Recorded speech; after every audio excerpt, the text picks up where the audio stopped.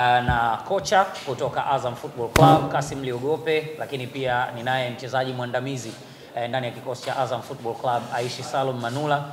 Tutazungumza na wao pia kupata kusikia upande wao kuelekea mchezo huu wa mkondo wa pili dhidi ya KMKM. Huu ni mchezo wa aina gani? Una maana gani kwa klabu nzima kwa ujumla? Lakini pia mashabiki wa mpira wa miguu nchini wategemee nini, hasa ukizingatia kwamba Azam Football Club amelisubiri hili kwa zaidi ya miaka 20 kuona nafasi yake inakuwa vipi kwenda katika hatua ya makundi ya michuano ya Afrika, kuanzia ligi ya mabingwa mpaka kombe la shirikisho. Kocha Liogope, karibu sana kwenye mkutano. Una wanahabari Aishi Salum Manula vivyo hivyo. Mbele yenu ni wanahabari kutoka vyombo mbalimbali vya habari nchini na wako tayari kuwasikiliza kuelekea mchezo wa marudiano dhidi ya KMKM, na uhakika kuna vingi pia vya kuzungumza kuelekea mchezo huo. Karibu. Asante. Asalamu alaykum. Asante. Sisi kama Azam FC tumejipanga vizuri katika mchezo wetu wa marudiano dhidi ya KMKM, na tunajua tunakutana na mshindani wa aina gani, na bahati nzuri tumepata fursa ya kucheza naye mchezo wa awali, lakini pia tulijaribu kuwafuatilia, tumeona ubora wao kwa sehemu gani, lakini pia tumeona mapungufu yao kwa sehemu gani. Ni timu nzuri, lakini ukiachilia hivyo hii mechi ni mechi imekaa kitofauti.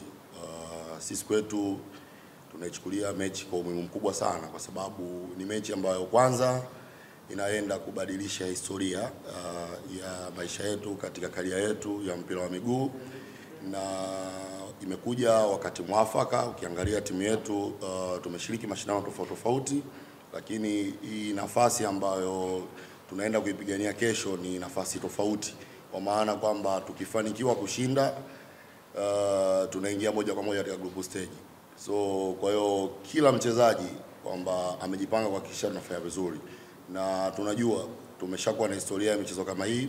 Hata mechi yetu ya kwanza dhidi ya Al-Merrek tulivyokuwa away, mechi ilikuwa rahisi kwa upande wetu, tuliweza kupata matokeo, lakini mechi ya raundi ya pili ilikuwa na ugumu. Kwa hiyo tutachukua yale tuliyaona katika mechi zetu za mkondo wa kwanza, tutajua namna gani tunaenda kukabiliana na mshindani, na tunajua hata wao wenyewe pia ni ndoto yao ya kufanya vizuri, na bahati nzuri wana wachezaji wengi vijana. Kwa hiyo ndoto ya kila mchezaji kijana na kwa mara nyingi kwamba hata kama hatofanikiwa kufuzu, yeye ndoto yake kuhakikisha anafanya vizuri ili aweze kupata fursa timu ziweze kumuona. Kwa hiyo utaona ni mchezo wa aina gani, lakini kwa kuwa tunao wachezaji ambao wana uzoefu wa mashindano makubwa, lakini pia hata sisi katika benchi letu tunaye mwalimu ambaye ana uzoefu katika mashindano makubwa. Kwa hiyo naamini kesho ni siku ambayo ni muhimu kwetu.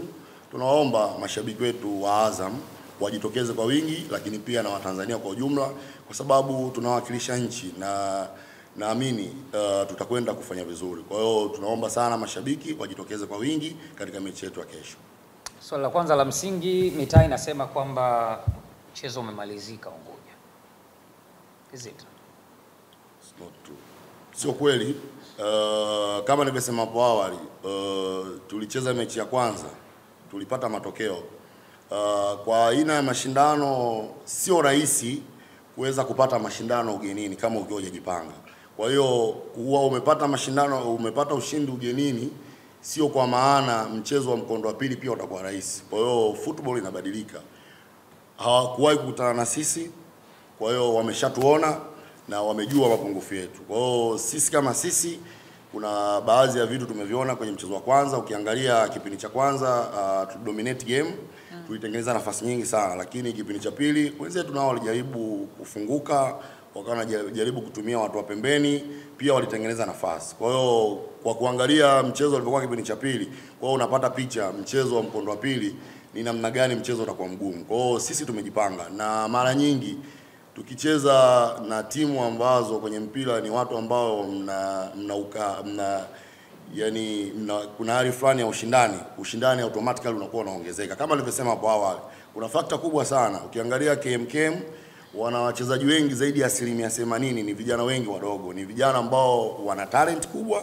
Kwa hiyo mara nyingi yani kijana anapopata fursa yeye anatamani kuonyesha. Kwa hiyo ni mechi ambayo itakuwa ya ushindani. Kwa hiyo kikubwa sisi tumejipanga kwenda kukabiliana na KMKM, na haya ni mashindano makubwa, wenyewe wamepata nafasi.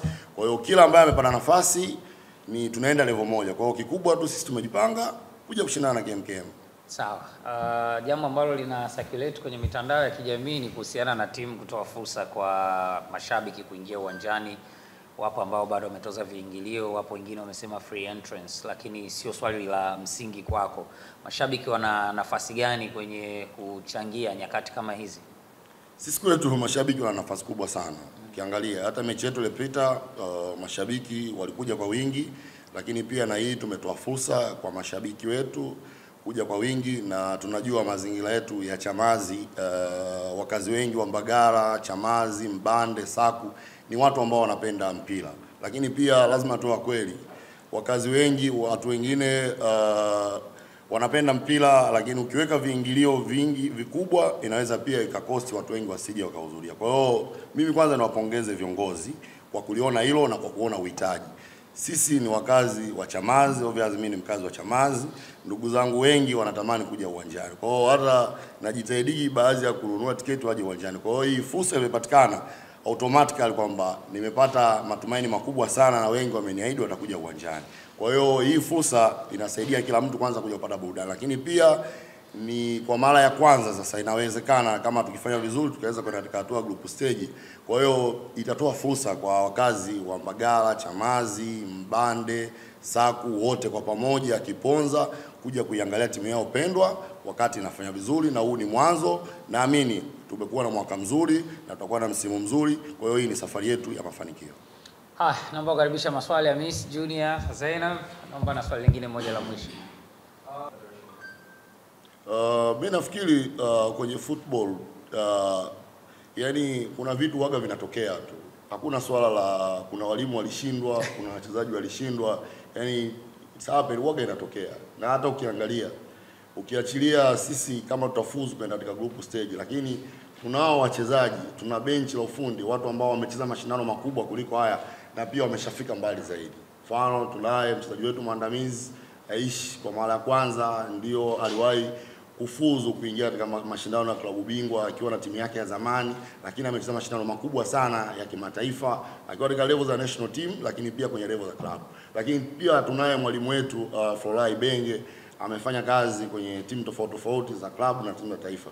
Kwa hiyo yeye kwake ni jambo la kawaida, na ndio maana sasa wakasema ili kwenye kujenga uongozi wa Azam ukaona kwenye kuboresha, kuongeza nguvu, tuwe na wachezaji ambao wana uzoefu wa haya mashindano makubwa, lakini pia tuwe na benchi kubwa ambalo lenye uzoefu. Kwa hata sisi makocha vijana ambao tuko pale tunajifunza kutokana na uzoefu wa walimu, lakini pia tunajifunza kutokana na mashindano. This time tuko hapa, hata mimi mwenyewe ndo mara yangu ya kwanza nilikuwa nafundisha under 20 season iliyopita, tumefanikiwa kuchukua ubingwa wa under 20, lakini pia sasa hivi nipo katika benchi la timu kubwa tunajifunza. Kwa hiyo hata kwa baadaye kwamba na sisi tutaingia katika hiyo historia, lakini pia klabu pia itanufaika. Kwa hiyo hata baadaye na sisi tunazo historia ambazo tutazijenga kwa kupitia hawa wenzetu ambao wamefanikiwa. Lakini pia hata kwa upande wa wachezaji, wapo wachezaji wenye majina makubwa, wenye uwezo mkubwa, lakini hawakupata hiyo fursa. Kwa hiyo lakini kwa kupitia fursa hii na uzoefu wa wenzao kwa pamoja, na ndio maana unaona kwa sasa hivi tunaonekana tunaenda kupata mafanikio ambayo hatukuwahi kuyapata. Kwa hiyo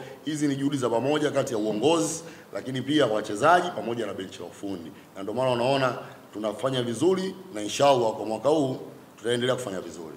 Inshallah. Swali la pili Zai. Tahadhari kubwa kwanza tumechukua. Ukiangalia timu yetu katika michezo ya kimataifa, cha kwanza tunatengeneza nafasi, tunafunga, lakini kitu cha pili tumekuwa haturuhusu magoli. Kwa hiyo tutaendelea kuboresha safu yetu ya ulinzi tusiruhusu magoli, lakini pia tutaendelea kuboresha safu yetu ya washambuliaji tuendelee kufunga, lakini pia hata zile nafasi ambazo tulikosa katika mchezo uliopita tuzitumie ili ziweze kutusaidia katika hatua ya mbele. Kila mchezo una uhitaji wake. Aishi ni mchezaji wa Azam, tupo naye, tulikuwa naye kwenye maandalizi. Kwa hiyo tuna siku moja ya mazoezi. Kwa hiyo kama atakuwa katika mpango wa kucheza kesho utamuona, lakini kama hatakuwa katika mpango wa kucheza pia hatakuwepo. Kwa hiyo Aishi ni sehemu yetu na ni mchezaji wetu na moja ya mchezaji ambaye anatusaidia sana sana sana kwa sababu ya uzoefu wake, lakini uwepo wake. Na haya mashindano ya kimataifa ukiwa anacheza automatically watu wanakuwa na pressure. Kwa hiyo ukiwepo na aina ya wachezaji kama hao inasaidia sana taasisi kwetu katika benchi la ufundi, mambo yetu mengi yanakwenda kwa urahisi kwa sababu wenyewe kwanza ni viongozi na wanaweza kuongoza wenzao. Mwalimu nakushukuru, lakini kabla sijachukua mic wako tunaomba tujue hali ya kikosi ikoje overall. Tunakwenda kwenye mchezo huu, asilimia kubwa wachezaji wengi wako vizuri, hata wale ambao walikosekana katika mchezo uliopita tutarajie kuwaona, na hata wale wengine ambao walikuwa na majeruhi ya muda mrefu wamekuwa na maendeleo mazuri sana. Kwa hiyo nafikiri jioni baada ya jopo la madaktari kupitia wachezaji, nafikiri hadi kesho tutaangalia wenzao, lakini zaidi ya asilimia kubwa wachezaji wote wako tayari kwa ajili ya mechi ya kesho. Nashukuru sana kwa muda wako mwalimu. Sasa tupate nafasi pia